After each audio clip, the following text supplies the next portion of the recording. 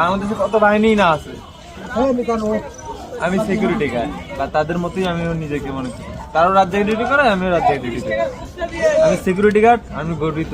Hello everyone, কি অবস্থা সবার? আমি আজকে আছি চান্দুরা পল্লী বিদ্যুৎ সরকারবাড়ি মসজিদের সামনে। আজকে হঠাৎ করে ভাইরাল সেই রাব্বি ভাইয়ের সাথে দেখা হয়ে গেল এই ফুচকার দোকানে। যাই হোক, এই যে রাব্বি ভাই এই জায়গায় আসছে হঠাৎ করে, জানি না এখানে কার কাছে আসছে। পরে রাব্বি ভাইয়ের সাথে কথা বলে জানতে পারলাম সে বন্ধুর বাসায় ঘুরতে আসছে।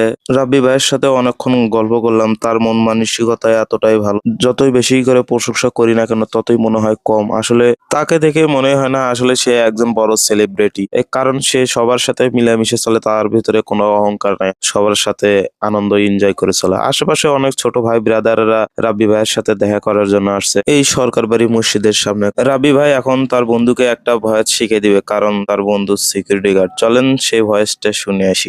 বাংলাদেশে কত বাহিনী না আছে। আমি সিকিউরিটি গার্ড, তাদের মতোই আমিও নিজেকে মনে করি। কারো রাজ্যে ডিউটি করে, আমিও রাজ্যে ডিউটি করি। আমি সিকিউরিটি গার্ড, আমি গর্বিত।